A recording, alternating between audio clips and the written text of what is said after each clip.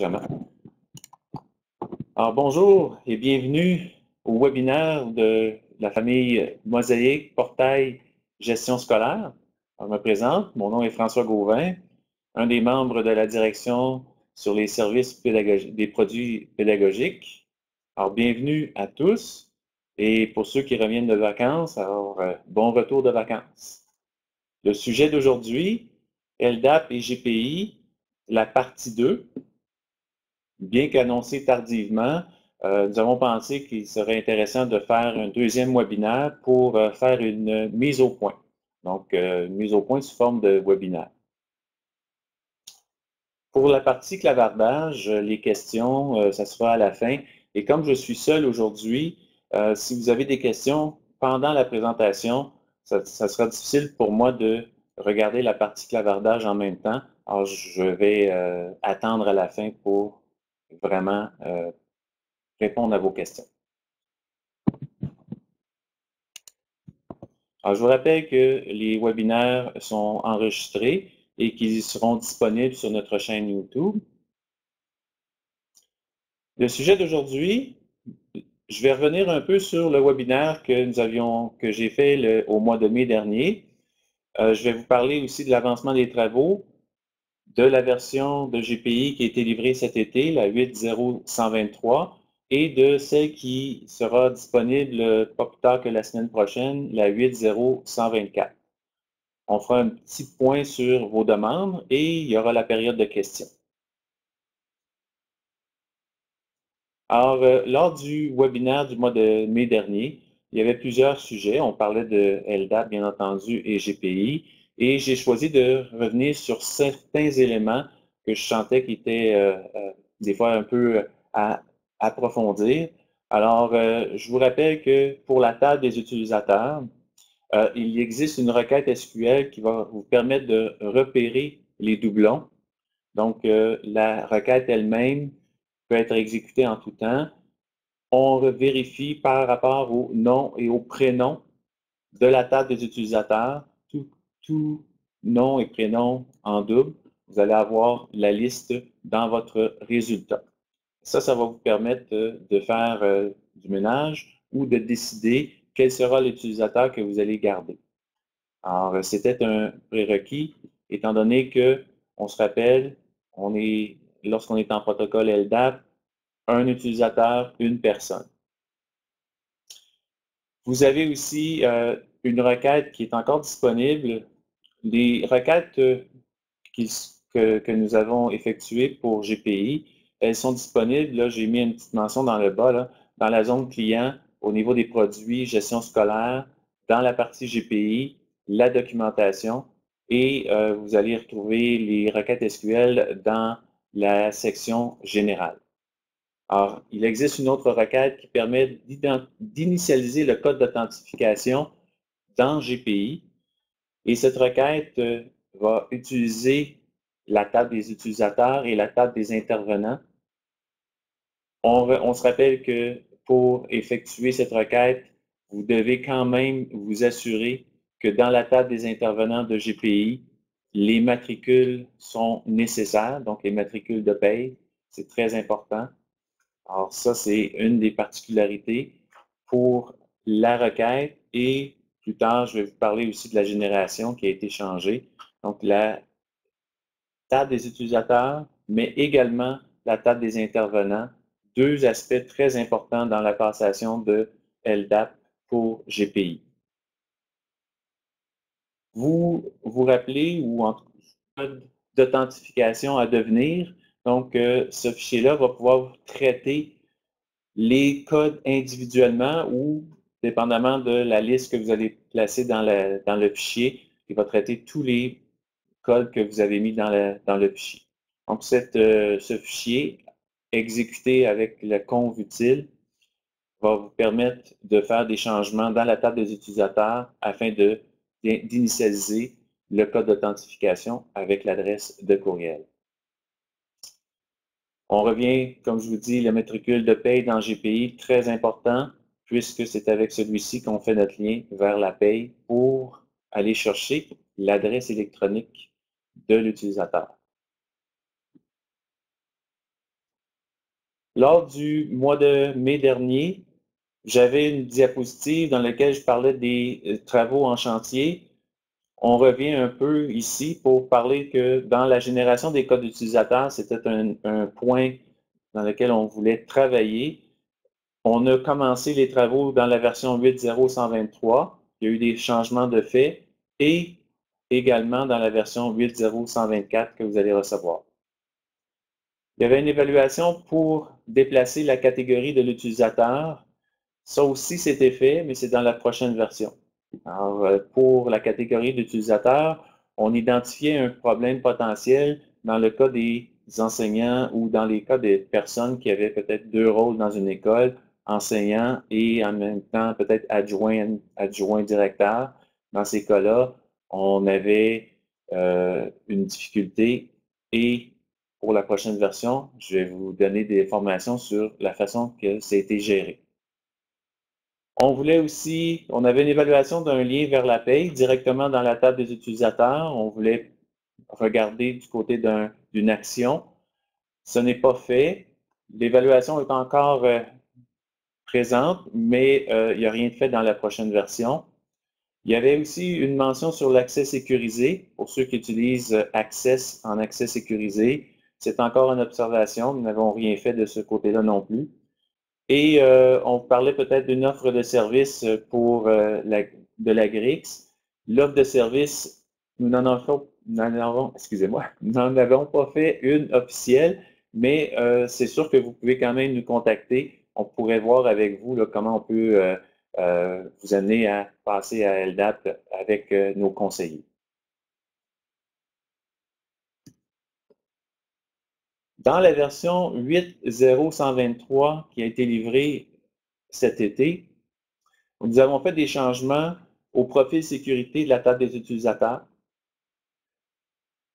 Nous avons fait des changements pour la production générer les codes utilisateurs et nous avons aussi offert une nouvelle requête SQL pour détecter les profils sécurité qui sont associés à des utilisateurs de type enseignant et de type personnel administratif. Donc, ces trois nouveautés-là, vous les retrouvez dans l'annexe de livraison. Alors, pour la présentation, j'ai pensé que ça pouvait être bon de vous amener l'annexe de livraison.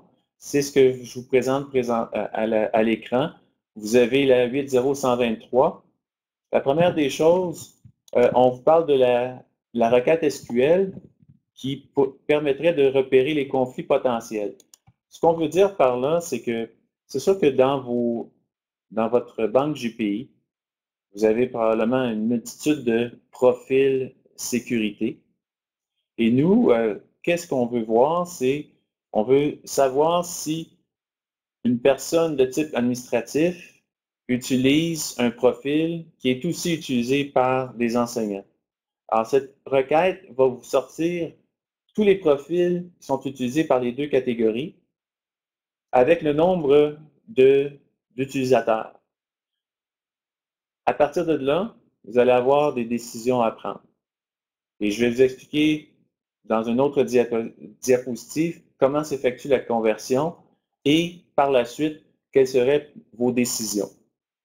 Alors, la requête, elle est actuellement disponible sur la zone client et je vous suggère de l'exécuter pour avoir une bonne idée des conflits potentiels ou disons que de savoir qu'est-ce que vous allez faire pour la suite des choses. Alors ça, c'était un des aspects dans la version 123. Une autre particularité, dans la table des utilisateurs, il n'était pas possible de filtrer pour savoir quels étaient vos utilisateurs qui avaient un profil en particulier. Nous avons ajouté la donnée profil sécurité dans le filtre, ce qui vous permet justement d'aller chercher tous les utilisateurs qui auraient un profil en particulier. C'était un premier travail d'effectuer. Dans la version 8.0.124, on est allé encore plus loin en offrant toutes les données du profil sécurité afin que vous puissiez faire une recherche, peu importe la donnée qui vous conviendra. Alors ça, c'est une nouveauté qui va vous permettre quand même de cibler ce qu'on n'avait pas dans le passé, dans le fond. Il excusez, il y a également un changement majeur dans la production générer les codes utilisateurs. Dans le menu outils de GPI, la sécurité, vous aviez la génération des codes utilisateurs. Maintenant, elle est toujours là.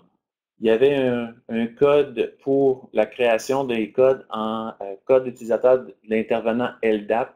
Ça a été retiré. C'était quelque chose qui était présent pour gérer le single sign-on, mais ça n'a jamais été terminé et puis ça portait à conflit. Alors ça, vous ne l'aurez plus dans les versions de GPI.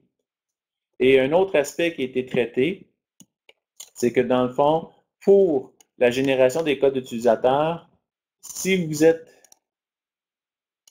en protocole LDAP dans GPI, nous allons initialiser le code utilisateur, mais également le code d'authentification qui est à l'aide de le lien GPI et PAY.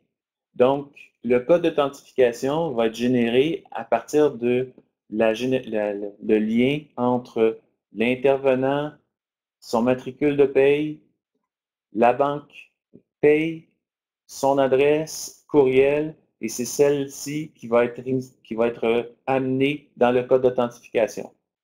Alors, dans une situation où on a passé notre banque GPI et on est en protocole LDAP, donc tout est déjà placé. Lorsque vous allez utiliser l'activité générer les codes utilisateurs, GPI va passer par le lien dynamique entre GPI Pay pour obtenir son information. Alors, portez attention, on oblige dorénavant une connexion vers le système de paye. Si vous n'êtes pas en protocole LDAP encore, il n'y a aucune connexion qui va être faite vers le système de paye. Par contre, on n'oublie pas que vous avez encore, au niveau du babillard de la zone client, excusez, la requête qui existe toujours pour initialiser les codes d'authentification. Donc, cette requête-là, elle est là. Elle utilise un lien entre GPI et la paye, mais par le serveur SQL. Donc, c'est pour porter à votre attention que dans une situation où je suis déjà en LDAP dans mon GPI, la génération va faire un lien vers le système de paye.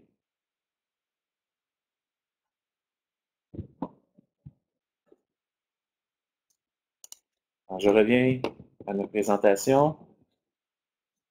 Donc, la production a été changée. Vous avez un nouveau profil sécurité dans le filtre. Vous avez également une requête SQL pour repérer les profils sécurité. Alors, à l'exécution de la requête SQL qui permet de repérer les profils, si vous avez de la difficulté à voir, vous savez que de votre côté, vous pouvez augmenter la dimension de la présentation. Donc, gênez-vous pas. Alors, moi, ce que j'ai été chercher ici, c'est le résultat de la requête. Et pas l'ensemble du résultat, mais une partie. Puisque la requête qui est disponible sur la zone offre deux fenêtres de résultats. La première fenêtre vous donne pour chaque profil qui correspond, excusez-moi, pour chaque profil repéré qui est associé à une catégorie enseignant ou excusez-moi, voilà, je me reprends. Pour chaque profil qui est associé à une catégorie enseignant et à un profil administratif, on va vous donner le profil sécurité avec le nombre de codes qui sont reliés à la catégorie. Donc, si vous regardez dans mon imprime écran, vous avez pour le profil 004 ENS, vous avez 3 utilisateurs de type personnel administratif et 10 utilisateurs de type enseignant. Et dans la deuxième portion de mon écran, dans le résultat, ici dans le deuxième encadré, ce qu'on vous présente, c'est pour chaque profil, dans le fond, la liste des utilisateurs. Alors, j'ai ici mes 3 qui sont administrateurs et, bon, j'ai fait un imprime écran, je n'ai pas tout à fait les 10, là, mais j'ai les 10 enseignants qui sont reliés à ce profil sécurité-là. Alors, dans le webinaire du mois de mai dernier, on vous disait de faire du ménage dans vos codes. C'est sûr qu'on n'avait pas prévu à ce moment-là que la requête, on fonctionnerait de cette façon-là pendant l'été. Mais ce qui arrive, c'est que si vous avez détruit tous vos codes d'utilisateurs pour enseignants, bon, malheureusement, tout ce qui est profil sécurité qui était relié aux enseignants, vous n'aurez pas le décompte. Vous n'aurez pas le décompte de nombre d'enseignants. Par contre, même si on dit qu'il y a tant d'enseignants qui sont avec le profil, qui sont avec ce profil-là et tant de personnel administratif avec le même profil, ça reste que dans GPI, vous avez le pouvoir de changer l'information. Je vais y revenir un peu plus tard.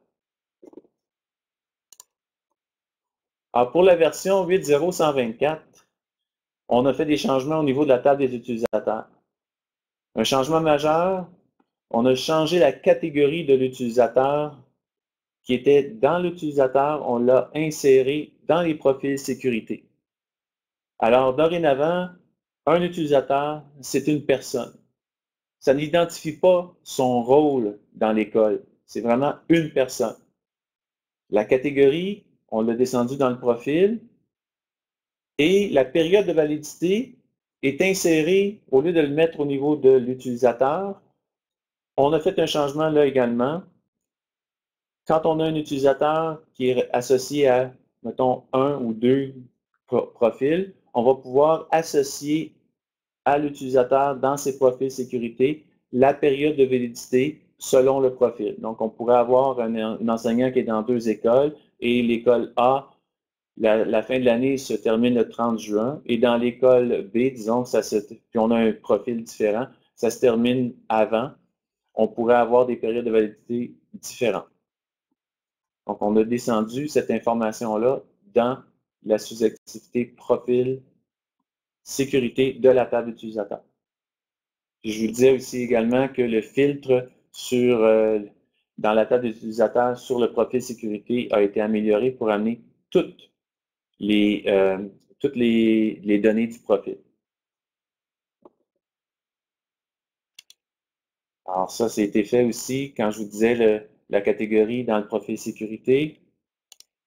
On a ajusté aussi la production générée des codes utilisateurs en fonction des changements qu'on a faits dans la table des utilisateurs. On a ajusté aussi nos systèmes, donc l'accès à GPI, l'accès à GPI Internet, l'accès au SPI.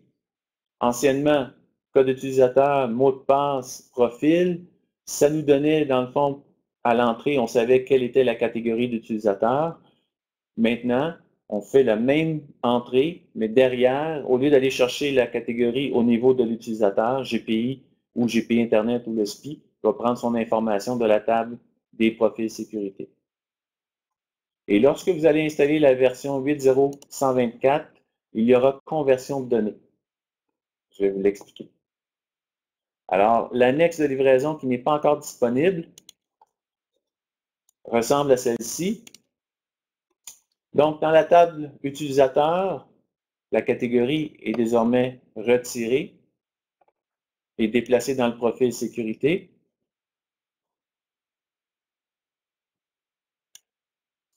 Je vous parlais aussi que le profil sécurité a été amélioré. Dans la table des utilisateurs, sous l'activité profil sécurité, on a descendu la période de validité. Et pour ce qui est du profil sécurité, on a ajouté la catégorie d'utilisateur. Alors, je vais revenir sur ma présentation. Dans la prochaine diapositive, après conversion, dans le fond, si vous regardez dans la portion de gauche ici, c'est ma table des utilisateurs avec le nom de l'utilisateur, mais il n'y a plus la donnée catégorie. Donc, vous ne la trouvez plus dans la partie utilisateur. Vous ne trouvez plus non plus la partie période valide de début puis période valide de fin. Et dans la sous-activité profil sécurité de la table d'utilisateur, on voit ici apparaître période de validité qui est modifiable et la catégorie d'utilisateur. Celle-ci est non modifiable, elle est affichée seulement pour vous donner de l'information sur la catégorie d'utilisateur associée au profil. Dans la portion de droite, c'est l'activité profil sécurité que j'ai fait imprimer. Pour vous montrer un exemple, vous avez ici, dans le fond, la catégorie d'utilisateur qui a été ajoutée. Et dans la conversion, ce que GPI a fait, c'est que, étant donné, dans l'exemple précédent, je ne sais pas si vous vous rappelez dans la diapositive où je vous donnais le résultat de la requête SQL, j'avais 10 enseignants qui étaient associés au profil 004 ENS et 3 profils administratifs de catégorie profil administratif qui étaient associés aussi à 004 ENS. À la conversion, le profil a été initialisé avec la catégorie enseignant. Ça veut dire que les utilisateurs, lorsque l'utilisateur va faire sa connexion avec le profil 004 ENS, GPI va le considérer comme étant un enseignant. Donc, peu importe la personne, je peux être un directeur d'école, je peux être un gestionnaire de GPI, je peux être aussi un enseignant. Si j'utilise le profil 004 ENS, je suis considéré comme un enseignant. Pour les enseignants, en l'entrée de GP Internet, ça va bien, on fait l'entrée dans GP Internet, c'est mon profil 004 ENS, c'est enseignant, GPI fait la liaison avec la table des intervenants, donne la liste des matières groupes de l'enseignant, la liste des groupes à part, l'enseignant est en business. Pour le personnel administratif, le directeur ou le gestionnaire de GPI qui utilisait le même profil, maintenant, lorsqu'il va entrer dans GP Internet, il est considéré comme un enseignant, au même titre que l'autre personne. Par contre, comme personnel administratif, je n'ai pas de matière groupe à mon dossier. Je n'ai rien au niveau des groupes repères. Donc, maintenant, la grosse différence, c'est qu'au lieu de voir peut-être toutes les matières de l'école, avec tous les groupes repères, je n'ai plus aucune information. C'est important puisque dans ces cas-ci, vous allez peut-être être obligé de vous définir de nouveaux profils sécurité. Donc, au lieu d'être 004 ENS, si vous définissez un 004, mettons PNE pour personnel non enseignant, et que dans ce profil-là, vous lui donnez la catégorie administrateur, à ce moment-là, lorsque le directeur veut entrer dans GP Internet, en rentrant avec 004 DIR, PNE, excusez-moi, il aura accès, comme avant, à toutes les matières groupes ou les groupes repères. Donc, c'est une distinction importante et on sait que dans la majeure partie des banques GPI, vous aviez probablement plusieurs personnes vous aviez vos enseignants qui étaient reliés à la catégorie, à un profil sécurité et des fois, vous aviez 2 ou 3 personnes qui avaient le même profil pour, disons, des fois refaire, si vous avez des enseignants qui vous appelaient, vous aviez le même profil, donc vous pouviez voir qu'est-ce que la personne voyait. Alors, distinction importante, mais ça nous permet d'avoir une personne qui peut porter 2 chapeaux.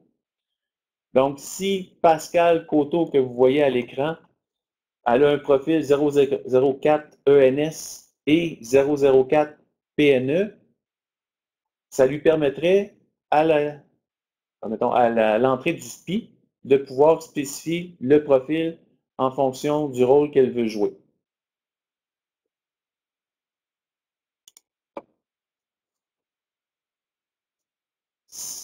dans l'imprime écran actuel, ce que vous avez, c'est le filtre utilisateur avec la donnée profil sécurité. Et comme vous pouvez le voir, il y a beaucoup d'informations. Et là, ce que j'ai fait, c'est que je vous montre, dans le fond, en utilisant le profil sécurité égal à 004 ENS, ça me donne tous les utilisateurs de GPI qui étaient reliés à ce profil-là. Ça ne veut pas dire que les utilisateurs qu'on voit à l'écran, ils sont uniquement à ce profil-là, mais ils l'ont à leur dossier. Alors, par rapport à vos demandes, ce que je voulais vous dire, c'est que n'hésitez pas à nous contacter. Depuis, disons, le retour des vacances, j'ai eu plusieurs appels avec les clients, on discute, et puis c'est sûr que notre but, c'est de simplifier votre travail, et puis de faire en sorte de traiter vos besoins du mieux qu'on peut, et on va s'ajuster avec le temps. Alors, je vous remercie pour votre attention. On va passer à la période de questions. Pour ce faire, je vais juste regarder, parce qu'il y en a qui m'ont déjà posé des questions pour la partie clavardage. Ici.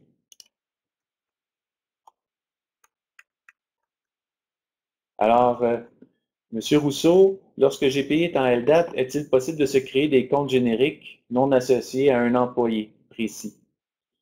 On utilise ces comptes afin de ne pas associer des éléments génériques, exemple, format d'impression, tâche, filtre, à un utilisateur. Ceci afin d'éviter de perdre ces éléments si on supprime l'utilisateur. C'est vrai que dans le fond, les comptes génériques, oui, vous pouvez encore les utiliser. À ce moment-là, vous devez quand même les associer à un code d'authentification qui existe dans votre AD également. Il y a une chose que je n'ai pas parlé. On est dans les travaux, on avait aussi parlé de requêtes SQL qui permettraient de faire un changement d'utilisateur. Donc, changement d'utilisateur de l'origine vers une destination afin de conserver dans GPI les filtres de la personne, la confection, les autres éléments tels que des fois les tâches qui sont planifiées, les jeux d'impression. C'était un souhait.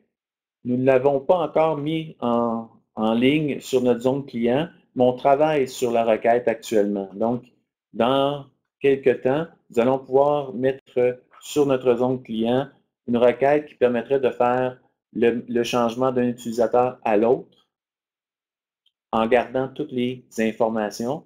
Et une autre requête ici qui est en évaluation, c'est de la fusion. Donc, vous pourriez dire, moi, je vais prendre ce qui est associé à François Beauvin, je voudrais l'associer à Pascal. Et je veux faire la même chose avec Jean-François, je vais l'associer à Pascal. Donc, je vais pouvoir faire de la fusion. On parle de fusion pour... Oups, je crois avoir perdu.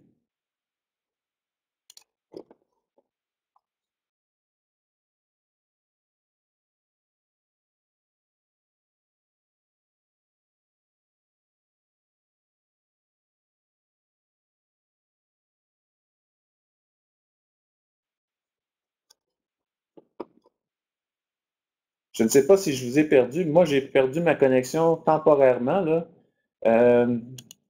Vous êtes tous là encore? Je suis désolé. J'ai même perdu, je pense, toute la partie clavardage. Non, je l'ai encore. OK. Alors, OK. Donc, on est revenu sur nos deux pattes. Parfait. Alors, j'espère, M. Rousseau, que j'ai répondu quand même à votre question par rapport au code générique. OK. Donc, vous êtes tous là. On va minimiser un peu ici pour que je sois plus en mesure de voir.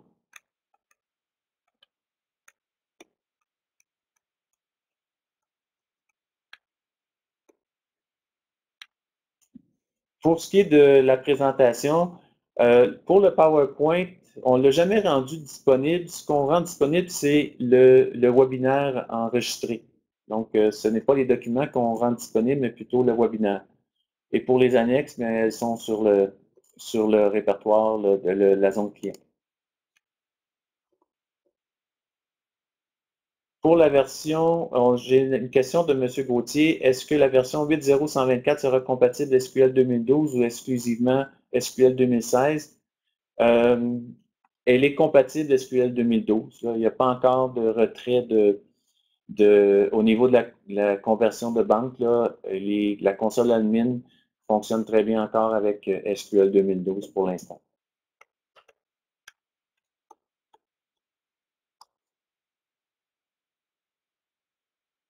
Pour M. Dupéré, vous me demandez, les courriels utilisés seront ceux de la paye et non ceux de LDAP. C'est que dans le fond, ce que vous devez faire, c'est qu'au niveau de la paye, vous devez vous assurer que le courriel que vous allez mettre dans la paye soit celui de LDAP. Donc, si vous avez deux François Gauvin, puis là, vous avez, mettons, le code gauvinf@grix.ca, mais pour l'autre, ça va peut-être être, puis c'est une personne différente, là. On pourrait avoir peut-être gauvinf123@grix.ca, et à ce moment-là, ben, dans la paye, assurez-vous d'avoir mis le bon code de courriel.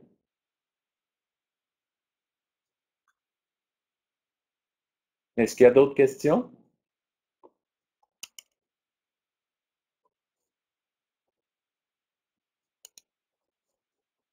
Alors, je vous remercie beaucoup. On a fait un peu ce webinaire-là, comme je vous disais, un peu dernière minute. Alors, j'espère que ça vous a donné quand même une bonne mise au point. J'ai encore une question avant de terminer. J'ai une question sur les adresses courriels. Si les adresses contiennent des points, je vous dirais qu'il n'y a pas de difficulté avec les adresses courriels avec points.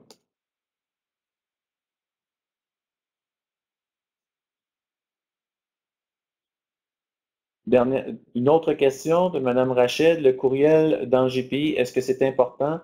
Oui, c'est important puisque non seulement pour l'intervenant, oui, on a une adresse courriel, mais c'est aussi pour nos autres applications, le SPI, GPI Internet, le portail. Donc, il se peut que dans le SPI ou dans GPI Internet, les parents puissent communiquer avec l'enseignant. Donc, c'est une donnée importante.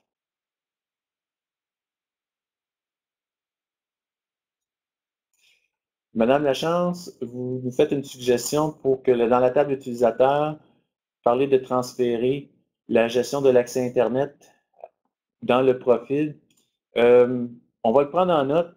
Je voudrais que ce ne serait pas très, très simple non plus parce que présentement aussi, il faut penser que des fois, oui, on a la case qui est là, mais elle est également disponible dans la table des intervenants pour qu'une secrétaire puisse redonner l'accès, mettons, à l'enseignant. Là, si on devait le retirer, ou en tout cas, on va y penser. Je prends note.